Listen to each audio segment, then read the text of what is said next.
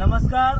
तर आज आम्ही या उपोषण स्थळी आलेलो आहोत। तर या उपोषण स्थळी येण्याचे कारण असे की नेपूर येथील बरेच रहिवासी या ठिकाणी उपोषणाला बसलेले आहे। मला वाटतं मागच्या वर्षी हे लोक याच ठिकाणी उपोषणाला बसले होते आणि उपोषणाला बसण्याचे कारण असे की या नेपूर येथील लोकांचा जो शेतात जाणारा हा रस्ता आहे, हा रस्ता काही कारणास्तव अडवण्यात आलेला आहे आणि या रस्त्याची मला वाटतं तहसीलदाराने या ठिकाणी मंजुरी दिली होती आणि या रस्त्याचं कामही चालू करण्यात आलं होतं।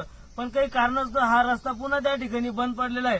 तर हा रस्ता पुन्हा व्यवस्थित करून देण्यासाठी या ठिकाणी नेपूर येथील रहिवासी उपोषणाला बसलेले आहे। तर मी या व्हिडिओच्या माध्यमातून प्रशासनाला एक विनंती करतो की आताच एका जणाची तब्येत या ठिकाणी खालवलेली आहे, कारण आज उपोषणाचा दुसरा दिवस असल्यामुळे आणि थोडं उन्हाचं आणि गरमट वातावरण असल्यामुळे या बऱ्याच लोकांची तब्येत या ठिकाणी खालवलेली आहे। तर या ठिकाणी तलाट्याने, मंडळ अधिकाऱ्याने व तहसीलदार साहेबांनी यांच्या उपोषण स्थळी या ठिकाणी भेटून या लोकांची काय समस्या आहे ही जाणून घेऊन या लोकांच्या समस्यांचं निवारण करावे।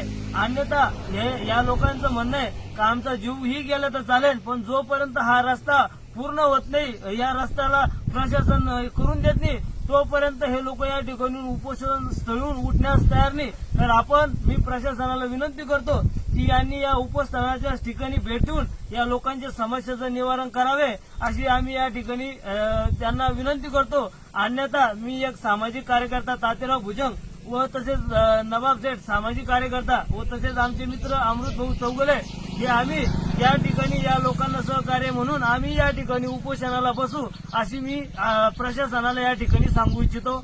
धन्यवाद।